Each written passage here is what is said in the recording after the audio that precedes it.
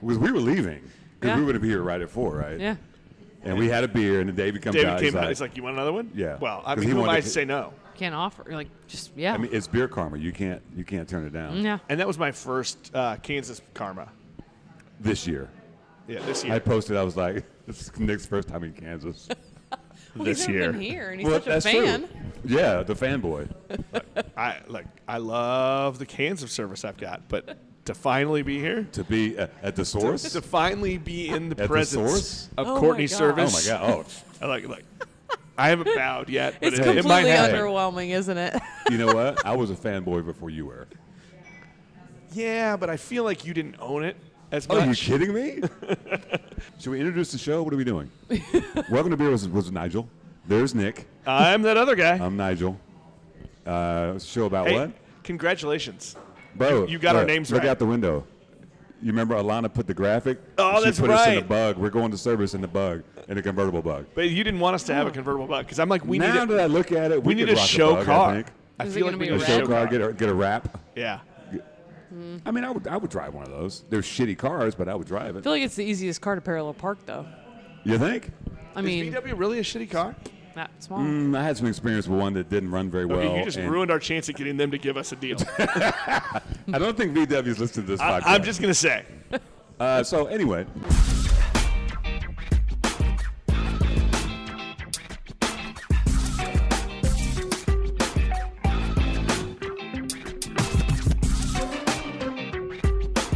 Beers with Nigel is poured for you by Dire Oil Graphics, promotional products and design. They cover your brand bumper to bumper with graphic design, promo products, and print. See what Dire Oil Graphics can build for you at direoil.com. That's DYEROIL.com.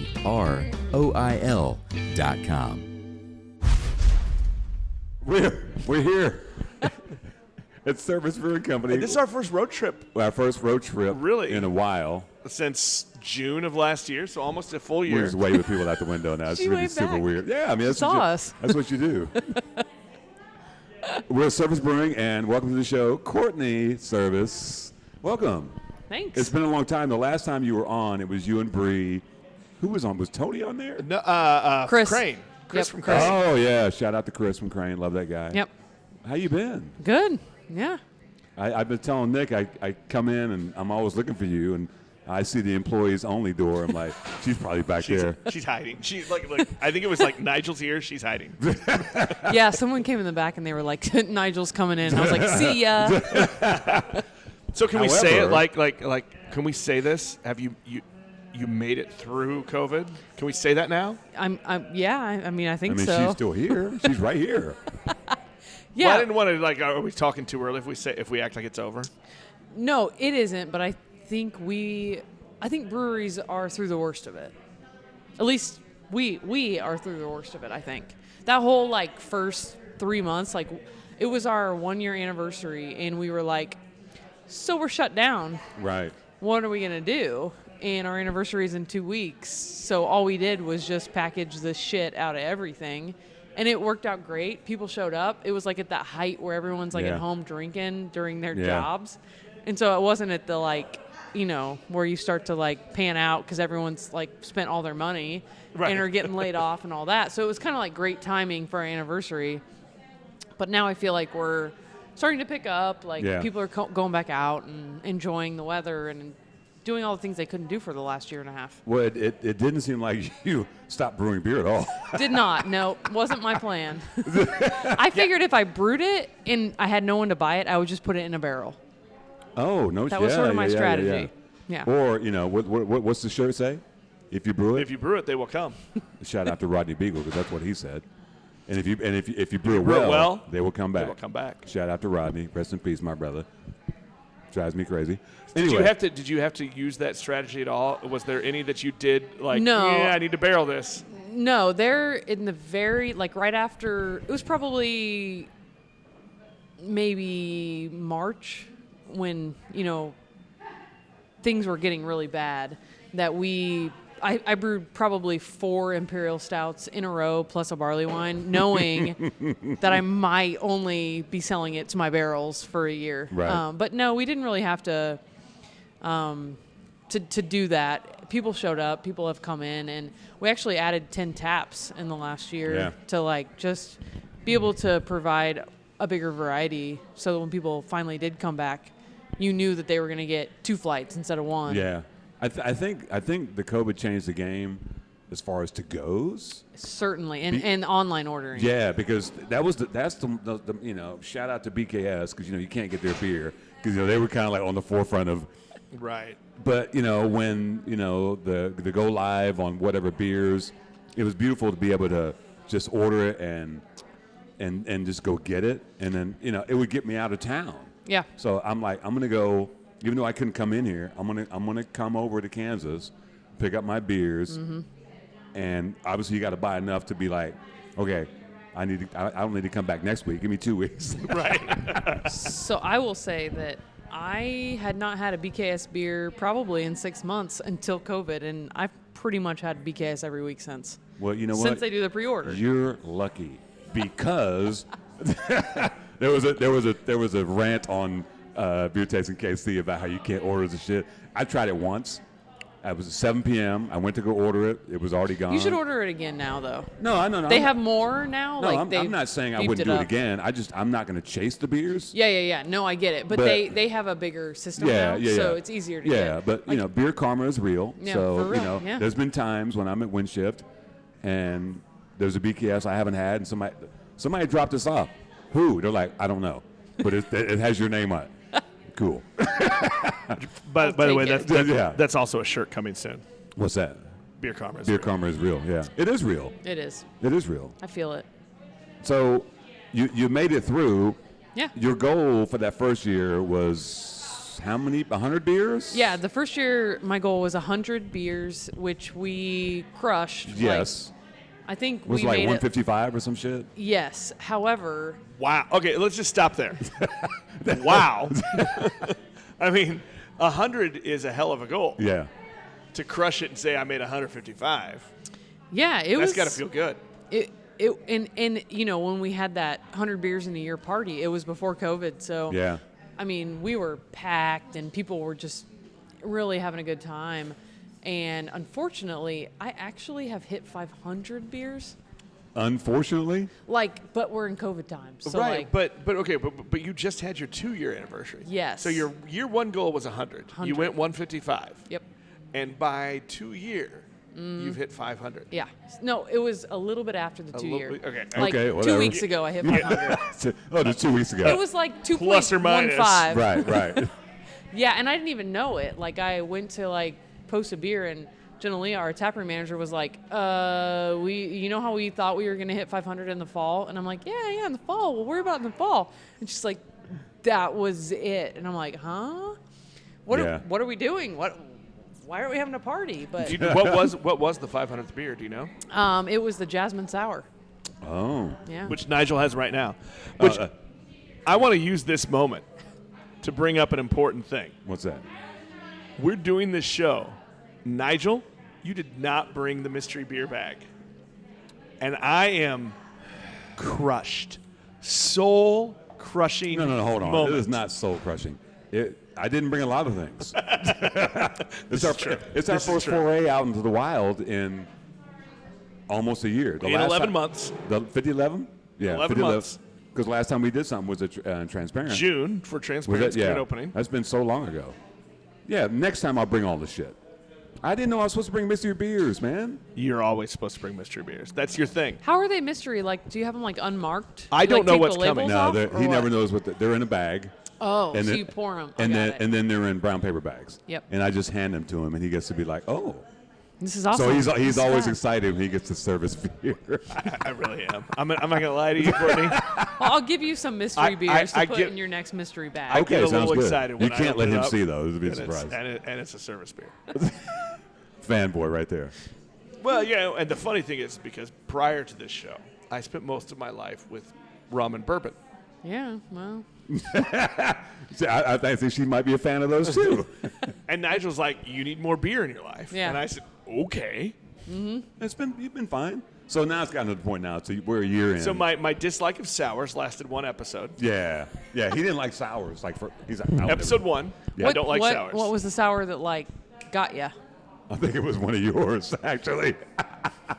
It was either that or Alana in episode 2 or 3 Yeah. brought those slushy weird things. Oh, the slushy sour. They were like somebody had killed a bunch of Skittles like a and put them in smoothie. a beer. and pureed them. Yeah. Like here's a beer and we pureed Skittles inside. Yeah. And look at him now. I think it was that All and grown one up. of yours that I went, okay, I was wrong. There's nothing wrong with being wrong. Look, I'm one of the few white men you know that's going to say I was wrong. Wow. That might be true. Oh, wow. I might have just alienated people, but that's okay. I'm good with it. It's fine. You can cut that out. No, No, we're not going no. to. We don't edit. No, I can't. Okay. The only time we ever edited, Des knows. Des knows our one edit she in knows why we had to 37 edit. episodes. Oh, Because wow. she had just got the job at Torn Label. Yeah. She's like, we should probably edit that out. We will just for you. We're not going to mention it. She knows. Well, that would have been a long time ago, though, because I remember her at Hip Hops. Yeah. When she was at the Torn Label Yeah. booth, yeah. Yeah. That's Because the first time I ever met her. been assistant brewer there for what, maybe 8 months, maybe? Yeah. It's been a while. I feel like Yeah. it's been longer than that even. I feel like it could. That Who was the first knows? time I ever met her. Yeah. Yeah. I think she was in the teens for our episodes. Yeah, definitely. I love that. She's fucking awesome. And really good brewer, too. Yeah. She amazed me with all of the things that she can do. She's so and does. talented, though. That was the Yeah. thing. Plays instruments and Yeah. shit. I was like, really? I'm jealous. Yeah, there was a lot of jealousy in that episode. Look, I love you, Yeah. but your talent makes me jealous. You're not talking about me. You're talking about No, her. Yeah, Okay, yeah, no, yeah. I'm really Yeah. not Yeah, talking yeah, about you. Well, let's put that out there. No. So I got a question for you. Okay. You're all over the map on these beers. Mm-hmm. What's your inspiration for some? You wake up at night and be like, oh my god, I need to make this. Yeah. So how I come up with the beers that I brew is probably one of the most asked questions that I think anyone ever asks me. And it's really not that interesting of an answer. So I drink a lot. And when I have a good beer, or even if I have a bad beer, if I like the idea, I will take it and try to make it better or make it as good as the idea that I Right. had. And I think that's one thing that I really like about the beer world is that mimicking and copycats, like, it's welcomed. Like, so of course some of the ideas that I have are original, but a lot of the ideas I have are because we went somewhere and I had a beer that I either loved or I hated, and I was like, that is a great idea. I think I can do that. So it's not 100% original. So I think some people are disappointed with that answer because it's kind of like, yeah, I'm not as cool as you thought I was. But Look, as somebody who has made his entire career out of R&D, which is rob and duplicate, I'm going to say I totally get it, and I'm fine with it. yeah. I mean, when I have a beer that I think is fantastic, the first thought that comes into my mind is, why did I not make that beer? Oh wow. Or I would be super proud for that to be my beer. Even if it's like a brewery that is obscure and no one's ever heard of it, if I have a really good beer there, I think that, like, Yeah. wow, I'd be happy with this beer. And so if I have a beer that's terrible, but I bought it because the concept seemed great, then I think I can do this better, or I think I can make this work. And so that's sort of it. I also get a ton of ideas from, I like to cook. That is like a hobby of mine Yeah. that most people don't really know. Not really bake, it's more cooking. And Right. so I get a ton of ideas from cooking Yeah. something, and I use a spice that, like, I used some Vietnamese cinnamon sticks a couple of months ago, and I had never actually tried the difference in cinnamon sticks. And I tried this it was a Vietnamese dessert, and I tried it, and it had this spice and sweetness to it that a regular cinnamon stick, all the other cinnamon sticks I've ever used, did not have. And I was like, wow, I've got to use this. So a lot of the ideas I come up with come from just cooking a lot for my family, or watching Food Network, or traveling. So That's anyway, what Rodney said. Remember, he was like, he considered himself a a beer chef. Right, That's yeah, what he said. yeah, he said, "I'm a beer Because it was chef." all about, the layers of flavors. And, the craziest thing, what he would say, he would like, I could taste it before I brewed it. Yeah. I was like, what part of the brain is that? Yeah, no, that does not surprise me at all. In my conversations with Rodney, I feel like that was one area that he and we always just could identify. Yeah. Even like the first time I ever met Rodney, he had just started brewing at Big Rip. Oh, yeah. And he was like brewing on like a cooler in the back, like his homebrew shit in the back. And I remember talking to him about it, and I knew just like from that moment that he understood flavor in a way that a lot of people don't get. Yeah. And so we didn't even really have to talk about it. Like I could just try his beer, and I would know what he was trying to do or where he was coming from. I think it's pretty cool and pretty unique. No, I mean, I say it all the time. We've talked to people from all over the world, and we always shout you out. You got a lot of love on our show. Because first and foremost, most people we talk to around the country, there's no female brewers. Yeah. And certainly not 2 or 3 or 4 in one city. Yeah. Whether it be assistant or and people are fascinated by that. Yeah. Right. Because the one thing about our city is, which we've learned over the last year, there's a lot of cities, they only even have female representation in drinkers. Yeah. There's a lot of female beer drinkers in Kansas City. There are a you lot. got plenty. There are a lot of female drinkers at Servaes. You know what I'm saying? And they know Yeah. their shit. You know what I'm saying? Mm-hmm. Why is that? What have we done that's different than other market areas? Well, I mean, I think you identify with what you see. So if you have more female brewers, you're going to have more female drinkers. So, Yeah. I mean, that's just how I guess I feel about it. That like I feel like I have more female drinkers probably than any brewery in Kansas City, and it is because I'm a female brewer. Right. So they come in, they feel comfortable. Yeah. Also, I think to some extent I can understand what they want and because I'm a woman. You know what I mean? In a different sort of perspective. Yeah. I will say Kansas City. Will that make a difference, Nigel, if we have more black brewers? Will we get more black drinkers? I mean, because you've said on this show several times that a lot of times you're the only one. Nick, I think it's an issue of awareness and being introduced to it. I think as a white person, everything's accessible, right? It's just there. Oh. Yes. Whereas as black people or Asian or gay or Latino, it's not positioned in a way that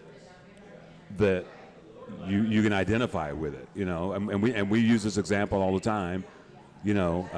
Shout out to the Maters over at Alma Mater.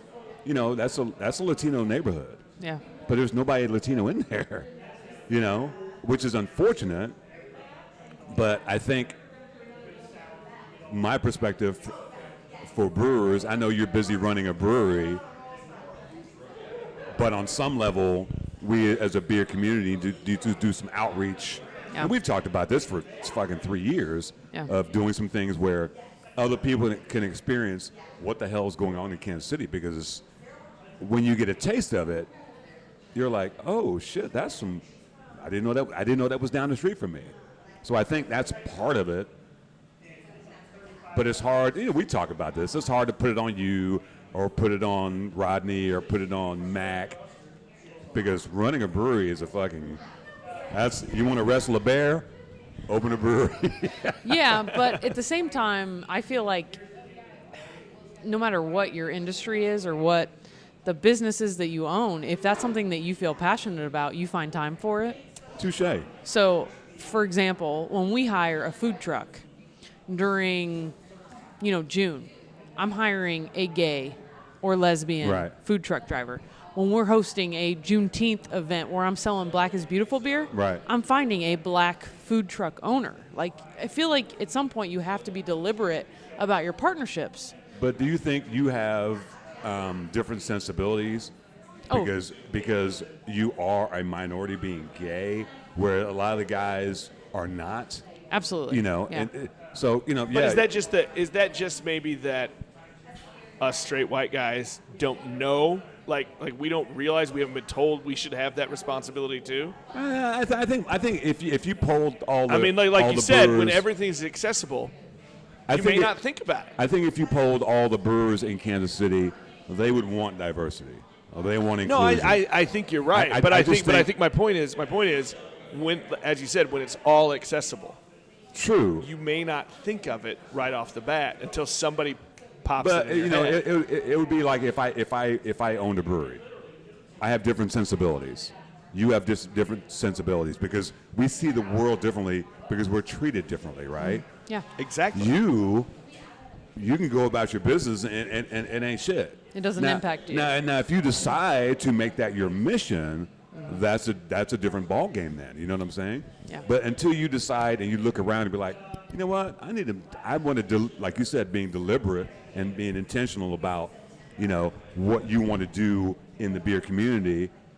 Yeah, you're not going to do anything. Well, and I think you're right, and I have made it a point in the things that I do to be deliberate about. I'm not very good at it, but I do try to be deliberate about being a voice that can try to change a little bit. Intent is intent. Yeah. If you're thinking about it and you're out in the world thinking about it, that's change right there because you're going to deal with people differently. You're going to view a tap room differently. You're gonna look around and be like, it's all a bunch of bearded white guys. Where's everybody else? I'm going to hide my beard right now. No, your beard is not good enough to be in a brewery. I'm sorry. No, it's really not. It is not a hipster beard. I do not have I don't know that I could do a hipster beard. You also don't have like the curl mustache. You're missing. Is that a thing? It's gross. Yeah. Don't do it. Yeah. No, well, that's kind of what my wife said. She's like, no. He thought about it. I'm like, do you think I could pull that up? No. No. I didn't even get the question out. No. So you have a female assistant brewer. I sure do. Yeah. And that was very deliberate as well, wasn't it?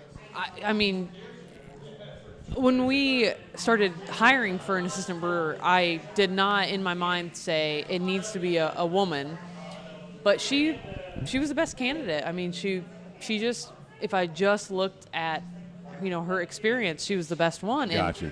And I also think, you know, she's been more than I could have asked for in an assistant brewer. I mean, she loves beer. She also feels very, very strongly about all the causes that I feel, maybe more so in some of the causes than I do.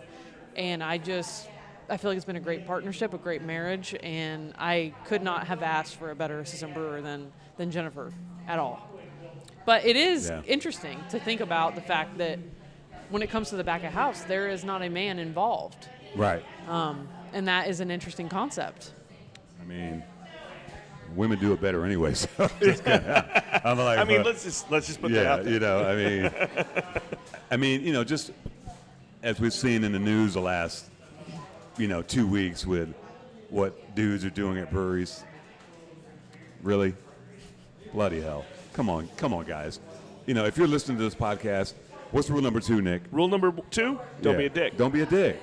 That's simple. It covers all the things.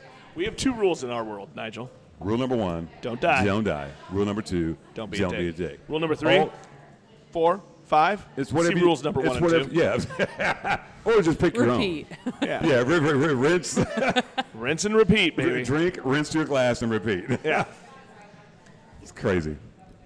So, 2 years in, as you look back, it's been quite a journey because before he was a fanboy. I don't remember then. I can't remember a time when I was You weren't even not into beer when I was chasing her around a at beer Servaes festivals. fanboy. One of my favorite memories is we call that BS before service.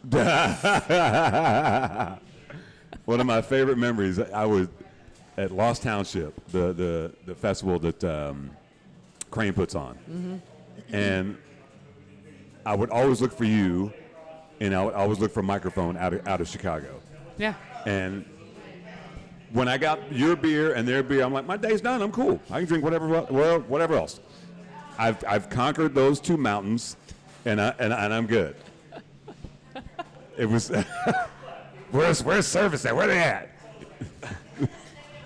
I don't have anything to add to that. I loved it. It was just, there's certain things you gravitate to. Like on the homebrew circuit, I loved Casual Animal. Yeah. Gosh, who else stood out? I mean, a lot of those guys that came out of ZZ Hops. No, that's one of the things I love the most about the sort of homebrew community is that a lot of us are going pro now, and you already know them, and Yeah. it's so cool to like just have had someone's beer when they weren't pro. It's just a cool feeling. But, and you can be excited knowing they're about to open because you're like, I've had their stuff. Yeah, And it's great. and I know them as people. Yeah. And let's keep it real. I'm going to keep it real right now. At the brew festivals, you know who's really good, and you know who's not. Yeah. Not to shit on anybody, but there's, you got this level, and you got the ones you're like, and a good example is Brian Freimiller at Grains and Taps. I used to go to his house when he was homebrewing, and he does really good sours. I'm like, bro, we could sell this shit. And look at him now. I mean, Grains. I don't know if you've had any beer lately. I have. Yep. They're, Knocking out of the park. oh my God, it's they're so underrated. Yeah. You're well known in the city. No, Grains and Taps definitely is underrated. No, And absolutely. If I could get, their sour milkshake IPA. Oh I my don't God. even like sours. It's not my thing. Their sour Whoa, milkshake IPAs. whoa. Do you know the story about her and sours? Let's just pause here for a second. Because that's like, at least 43% of what you do. It's probably more like 53%. Yeah. How does that balance out? Yeah. So You I missed the story. Go You ahead. did, yeah. I started brewing sours. I felt like I had gotten like a good grasp on most styles of beers, like some IPAs, some sweet stouts, just various beers. And my wife, she got hooked on sours, and she's like, why can't you brew this? And I'm like, I don't fucking know even where to start with sours. So I did a lot of research, and I started brewing sours in our basement, and they were some of the nastiest things. It was not okay what was going on Now, nasty in by the your basement. taste palette? Or? No, just anyone. Like no one should consume what was happening in our basement because I didn't know what I was doing. And I was just trying to make these beers sour. And eventually I sort of kind of figured out, I guess, the best process to making sours, and she loves them, so I just keep making them. And literally every sour that I make, it is because I want to have her try it and say, this is awesome. Well, So- look, you got to have that partner, right? Yeah. But But if I handed her an IPA, she would be like, this is disgusting. It doesn't matter if it was killer. Nope. So does she have a favorite? Yeah, so she really, really, really digs the like butterflies, which is our sour wit beer. She loves the key lime pie, which we have on right now, the lemon meringue. Okay. And Yes. her favorite, and the first Yes. the first successful sour I ever did was our rainbow sorbet. Yeah. And I remember her suggesting that to me, like, you should do a rainbow sorbet. And I remember being like, how the hell am I going to do raspberry? That might be one of the first ones that you brought on. Yeah. It didn't make sense. I'm like, there's no way that can happen. And I remember talking to Rodney about it because he did his Rainbow Road Right. series, and they were very similar. And I just remember the two of them talking about how they thought it was possible. And I'm just like, there's no way you can get lemon, lime, vanilla, and raspberry to all come through. Like, it's not going to happen. And it, to this day, is one of her favorite beers. And it will always be a beer that reminds me of Rodney just because of that. So what you're saying is your wife made you a better brewer. Absolutely. When it comes to sours. And now, sours are the thing that, like, when I wake up on a Monday and I'm like, okay, what's my week got? The sours are the thing that I stress about the least. Like, it's the thing that I feel like I can do without a lot of effort. Like, it's just, at this point, I've been doing them so long, and we've got our process down so well that they don't scare me anymore. That's funny to me that's the one you like the least. So do you drink your own but it's the sours, least though? stressful. I mean, I try them, and I can recognize if they are good or if they are bad. But if you get me to try one, if I'm getting a beer at the tap room, it is not a sour. It's bizarre, is it not? so crazy That's to me. awesome. Who would have thought that? So what is the style that you like? I mean, what's your go-to? Yeah, what do you want? Yeah, so I love IPAs, which when we opened the brewery, I was not an IPA lover. It took time to develop my IPA palate, time and effort. But now, if I had to choose any beer on any menu, it would always be an IPA or a barrel-aged beer. I dig the barrel. You and me both. Yeah. I also am Yes. sort of gravitating toward more traditional styles as I sort of age into my Yeah. not necessarily like age as my own age, but age as a beer drinker. I find Pilsner's more attractive, wit beer's more attractive, Hefe's, just those more traditional styles. I can sort of appreciate the technique behind them more. Well, I think there's so many wild styles out there. Yeah. It's good to have something that's very simple. Yeah. Like we just had the Premium from Alma Mater. Yeah.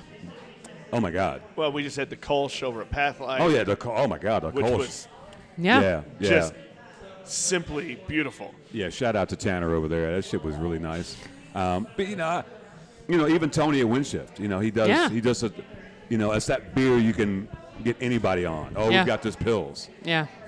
So Well, okay, so you said that, but your other big thing that you make are stouts. Yeah, I mean, I like to play with adjuncts a lot. I like to see what never they do. noticed that at all. And adjuncts are so interesting to me because they are so unpredictable. Like some of the adjuncts that we have used, I will add, Cinnamon Toast Crunch to a beer. And when I pull it out of the bag, it still looks like Cinnamon Toast fucking Crunch. Right. Tastes delicious. Other things, I will add, a whole bag of Fruity Pebbles, get no flavor. Right. Looks like porridge.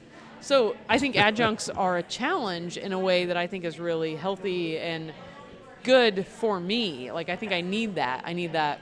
So Is that the foodie part of you that's like just I loves think, playing yeah. with those flavors? Also, I feel like mastering it is like it makes me feel good when I can figure out like, okay, that didn't work, so I'm Right. gonna try something else with it, and figuring out like that's the right way to use marshmallow, that's the right way to use that. So It's you're like constantly learning, just Oh, absolutely. fooling around with different things. Yeah. It's just like, okay, that didn't work. Absolutely. Like I should make like a book of I tried that, didn't work. I tried that, it worked better. Tried that, still didn't work. Tried Right. that, worked. Is there one of those that you are right now most proud of? Marshmallow is probably the thing that I'm the most proud of because I felt like marshmallow was something that was difficult. It was one of the first imperial stouts we ever did was a s'mores stout. Yeah. And I felt like we did pretty well, but it definitely lacked the marshmallow. It had the graham cracker, had Yeah. the roast, Yeah. had the chocolate, but the marshmallow just didn't pop. Yeah. And I feel like after, trying 95 different iterations of marshmallow, I feel like I finally have kind of the way it works well with my beers. And that's the hard thing is that you might ask someone, hey, how'd you do that? And they tell you, and A, they might be lying, or B,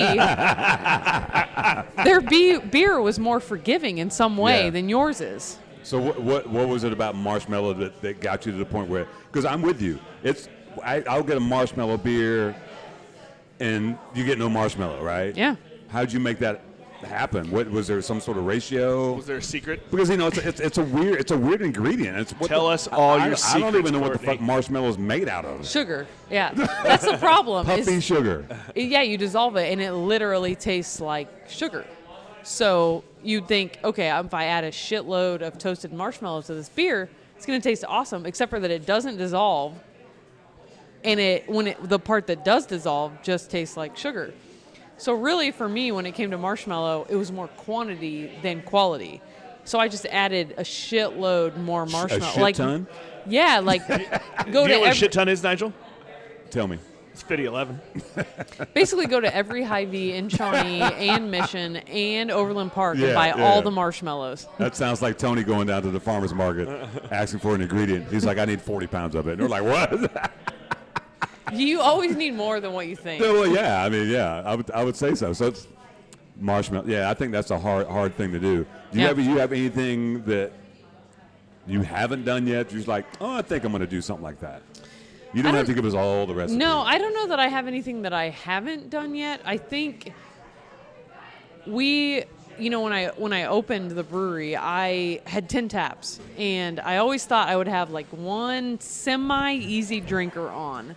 And it wouldn't be boring. It would be like a cream ale with peaches or something that was approachable but wasn't just a fucking cream ale. And as the brewery has grown, we've added 10 more taps. We have 20 taps total now. We have 2 that are wine, 1 that is a root beer. So we have 17 beer taps.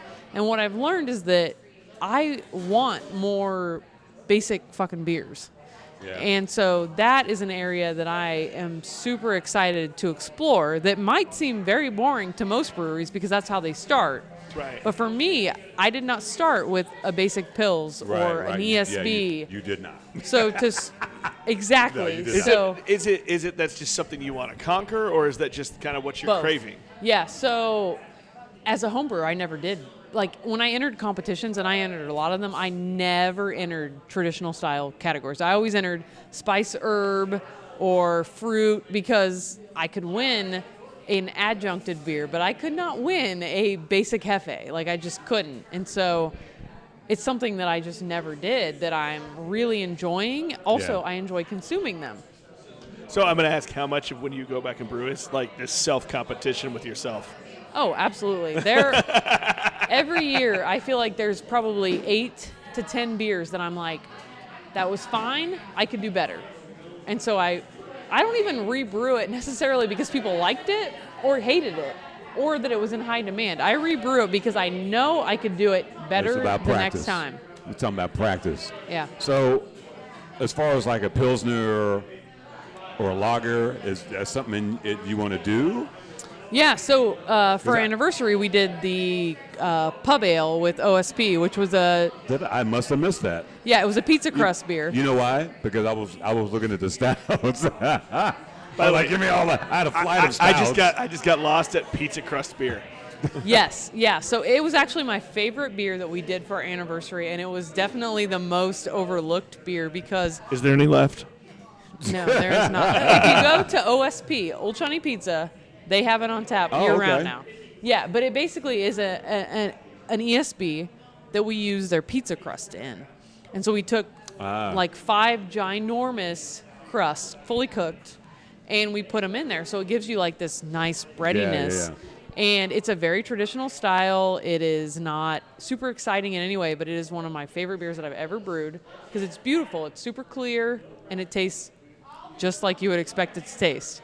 And those are the styles that I'm really excited to sort of explore. Yeah. I mean, we're not talking about having like 10 traditional beers on tap. Right. We're talking like 3. Because that begs the question. You have people coming in like, "What's the closest thing you got to Bud Light?" Absolutely. And what do you put them on? Every single day, yeah. They come in and they say, I like Blue Moon. What should I Right. drink? Yeah. What do you put them on? So that's why we have those 1 to 3 basically easy drinkers. So right now we have a Hefe or a wit beer or a Pils, and we just call them like the easy drinker lines. Right. Now, Yeah. here's my question. I've asked Nigel this before.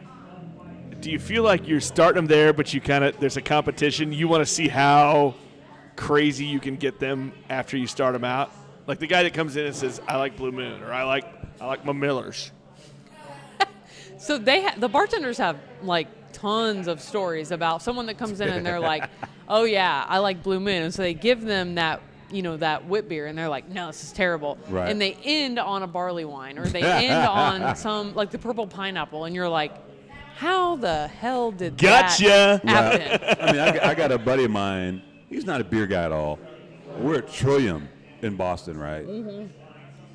I know he loves liquor, bourbon, scotch, whatever. I'm like, I'm just going to get him some barrel-aged shit. He's like, this is beer? I'm like, hell yeah, it's beer. It is. He had barrel-aged stout. He was like, oh, my God. Then he had a barley wine. He's like, oh, my God. I was like, Yeah. people, and I think that's the thing about beer is that people don't really understand how many things there are that can Well, look, that can hook we had you 50 up. years of one lager with different labels. I mean, touche. I mean, that's what was marketed, right? But nowadays you can go to a grocery store, you can go to a brewery. It's all over the place. Right. Well, That's what I'm saying is I think some of that is just all that was in the market for a really long time. Thanks, InBev. Right. Well, I mean, that's why a lot of people started brewing, is because they'd go to the liquor store and Yeah. there was nothing available but, Bud The Light. macro shit, yeah. I mean, Yeah. we usually ask people. We haven't asked you yet. I think we probably did when you were on with the group earlier. That was in a different year. Yeah, your first microbrews. That was the year we're trying to forget. But if you think about when we all first started liking microbrews, it was kind of the funky stuff. It was the crazy adjunct and flavors that just weren't out there because we wanted something that wasn't. So what was your gateway to craft beer, you think? My gateway and what I actually drank are two different things. The beer that got me into beer was Boulevard's Chocolate Ale, and it was only because I wanted to find it, and I couldn't.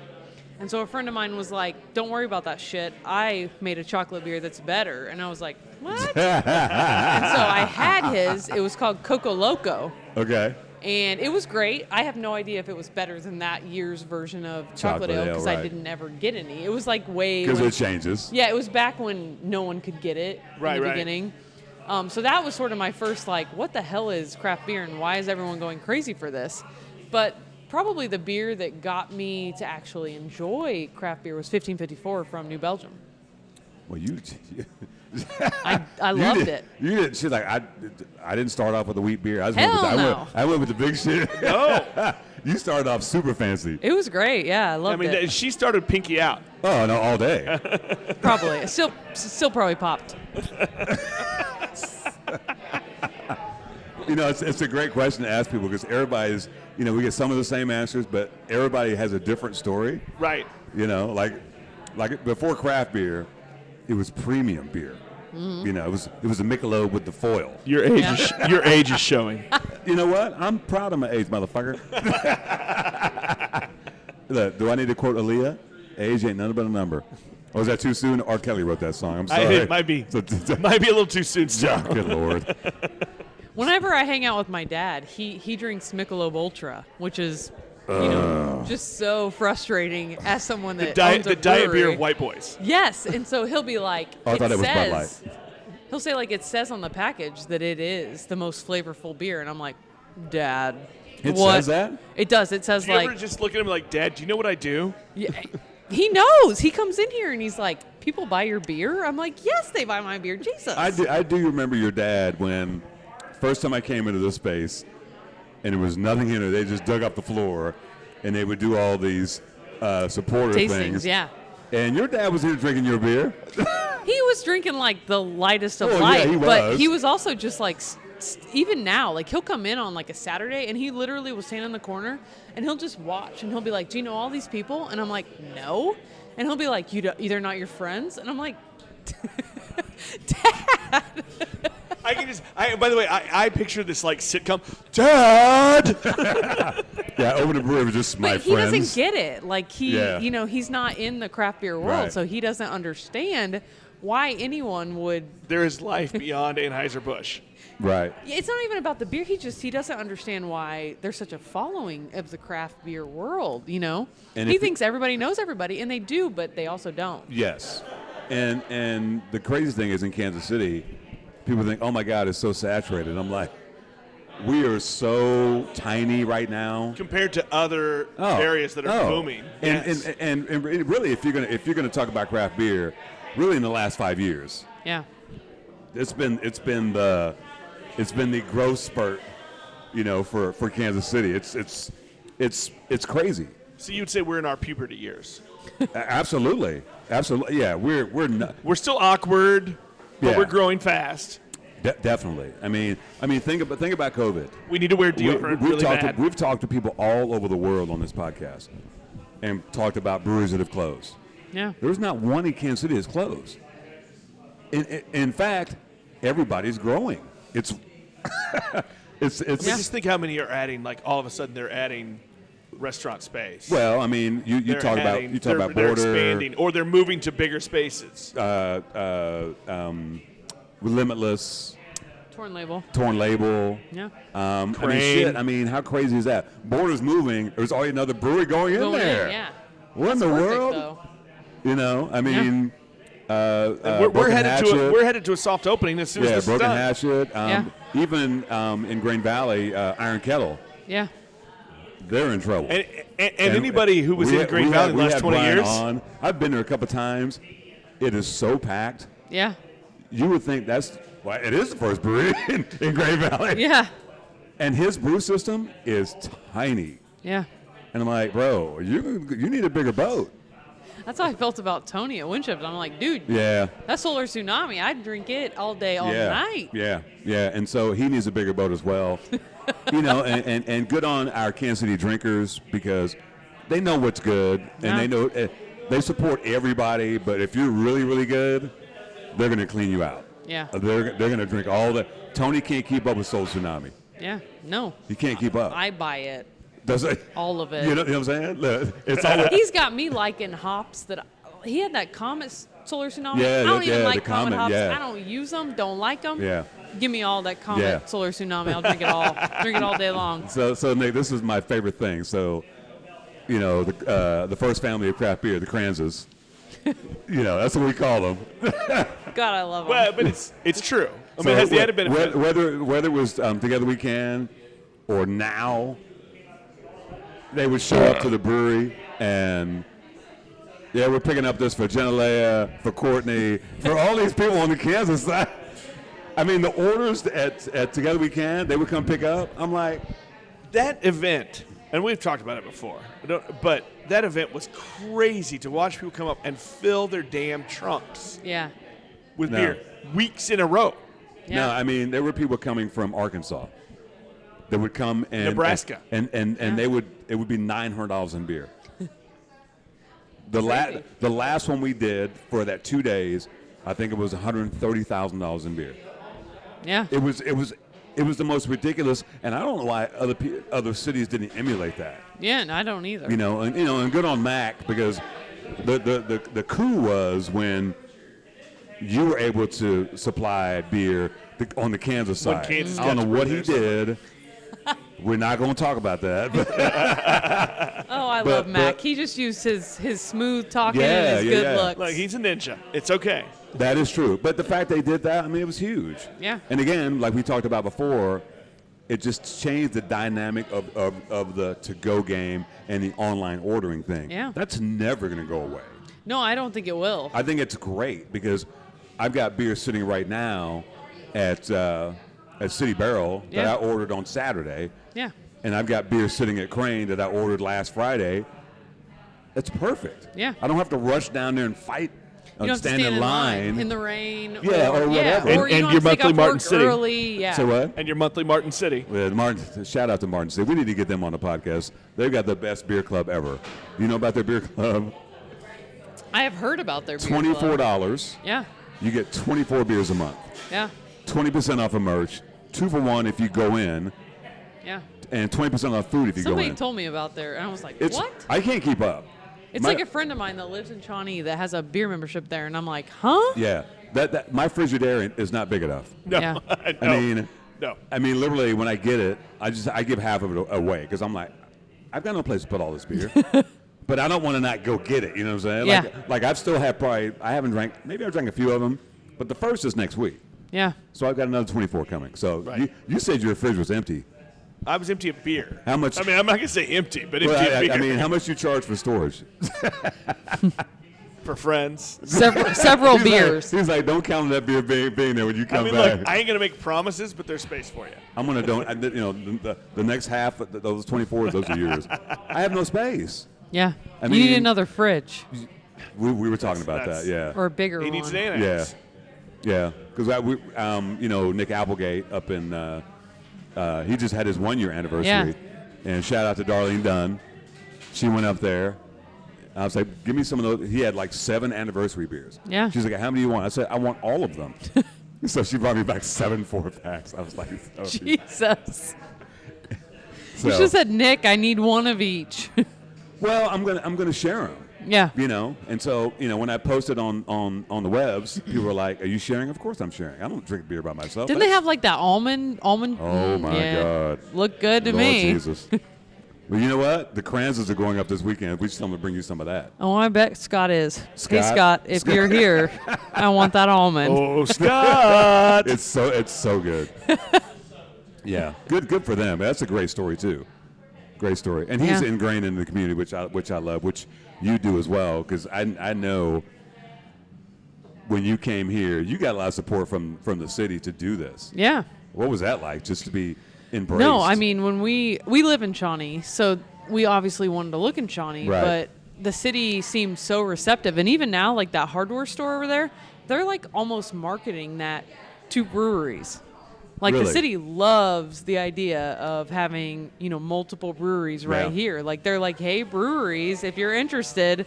So it's totally cool because I feel like 10 years ago, the city would have been like, oh, we do not want, just drinking Right. along our, downtown yeah, area. yeah. And now they're like, this is awesome. These people are cool. They're not just drinking. They're buying shit. They're Right, yeah. Yeah, they're coming back. Yeah. They're coming to our events. Funny story. So one of our crafted culture brewing in what was he, Ohio? Outside Columbus. Columbus, Ohio. It's so funny. He posted something today, and he's been open, I don't know, 4 months. Well, he opened February 1st. Yeah. He's been Start of Black History Month. Yeah, one of the few black-owned breweries in Ohio, and he posted this picture today, and his son is at the brewery doing his schoolwork on the computer. Yeah. And he put on there. The teacher was like, "Is this your dad's bar?" His son was like, "No, it's a brewery." Yeah. Totally different, And once, the people who, make these approvals, because I work in city government, understand it's not a bar. Yeah, It's a no. different animal than a bar. Yeah. Yeah. And once they get that, this is a community place. This is not. Yeah, no, I mean, on a Sunday afternoon, it is not uncommon to have 5, 6, 7, 8 children Yes. running around Yeah. our space. Yeah. It's not like a place you go to get hammered No. and stumble out of. Like Right. $6 full pours. Like, you're not drinking a ton of those Yeah. financially. Well, I mean, you're here to enjoy the quality, not necessarily Yeah. the quantity. I did have a guy last weekend at Windshift. He came in. He came from one of the hotels, whatever. He said, "Give me the lightest thing you got." We had a pills. Yeah. And I said, "That's $6.52." He's like, "Well, that's expensive beer." I'm like, I said, "Wait till you taste it." He's like, "Oh, now I get it." Yeah. And he came back and had several more. I'm like, "Welcome to the craft beer world." Yeah, it's You'll be different. Yeah, it's different. And that, I think, is what's so hard for like people like my dad, that they've never really experienced or understood the quality perspective. They don't get it. Like they come in somewhere and they're like, why are these people here? Like, what are they doing? Right. Why is this a destination for their day? It's almost like a winery type experience. Yes. Or going to a barbecue place. Well, Yeah. right. Yeah. It is a craft, right? I mean, It is, there's yeah, a reason yeah. that word is there. Yeah. Yeah. It's a craft. It's That's an how I artisan liken it thing. for him. I'm like, Dad, I know that when you're out and about at a different, area, you go to wineries. It's the same concept. same concept, He doesn't yeah. quite get it because he's so used to Michelob and Bud Light. Yeah, and, yeah. PBR and all the shit that they drank as kids. They don't quite understand how beer is a craft, but Yeah. it is, and it's super cool. I'm a fanboy of the craft beer industry anyway. So we love what you're doing. Yeah. We love Nick. Fanboy Nick definitely loves. I gotta go in the back and get him some beers Yeah, I think so. for the mystery bag. Well, I was going Plus to just- ask you, I got to get some merch. I got to buy some merch while I'm here. You should. It's funny because my service, my hats that I buy from here. Everybody want the pink hat. Yeah. People love the pink hat, and people steal my hats because it's a hat you can have. I can buy another hat. So I think I'm in line for another because I've given away 3, and I don't have this because I love pink. Yeah. I be repping my pink shit. You know what I'm saying?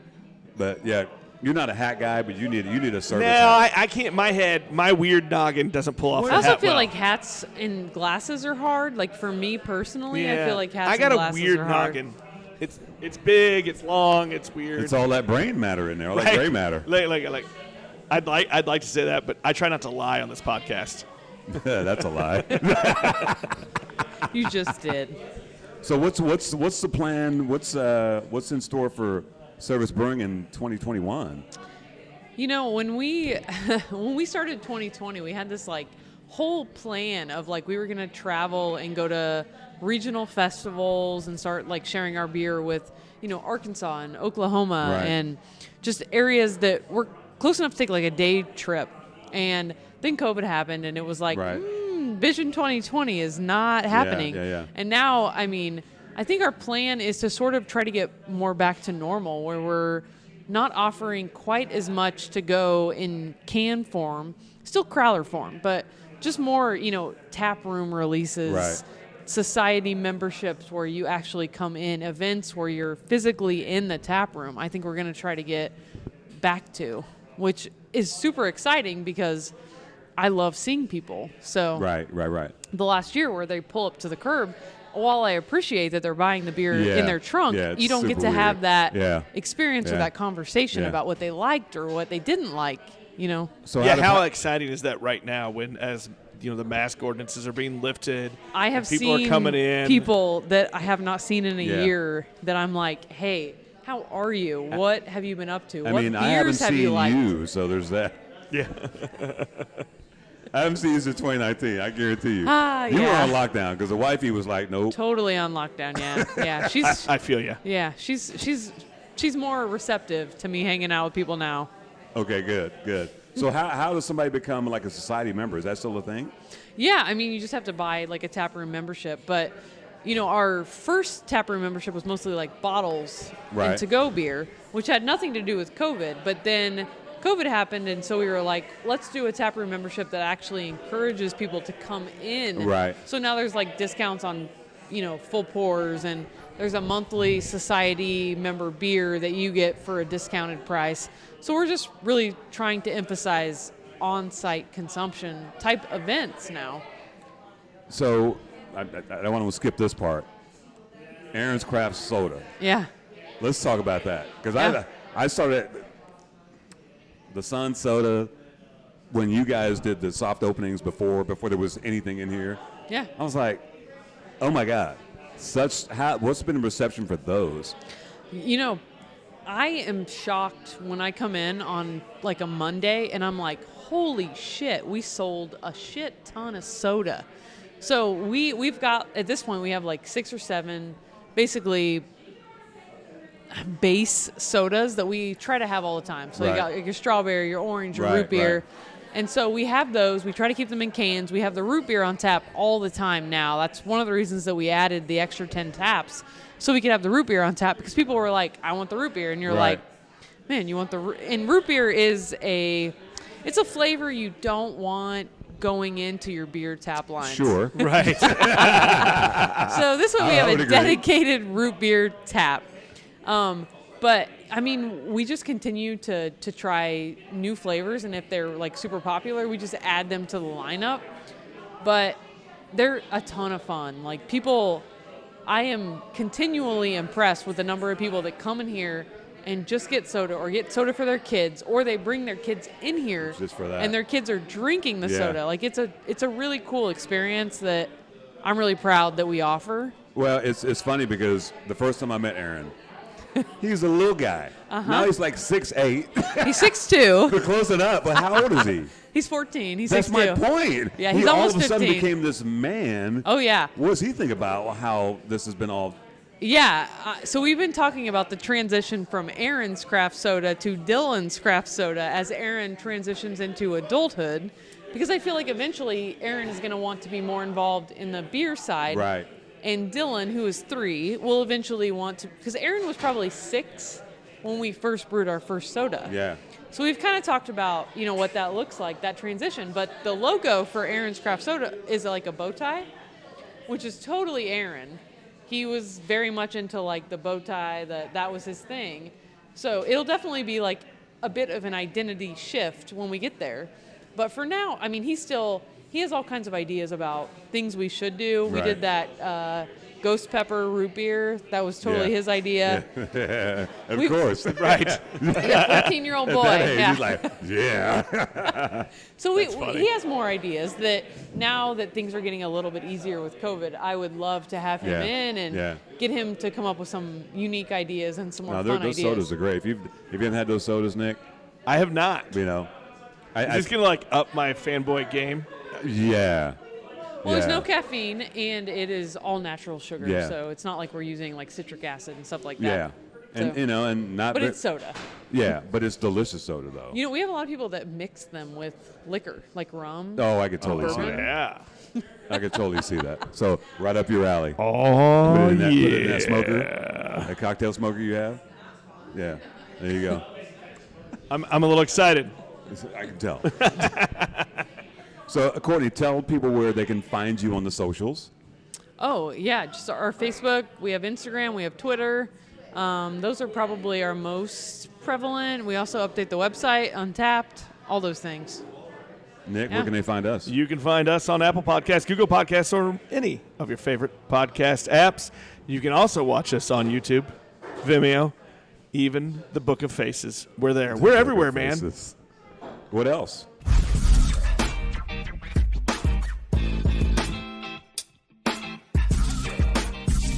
You've been listening to Beers with Nigel, a show about beer and other stuff, hosted by Nigel Woodbury and that other guy, Nick Parker.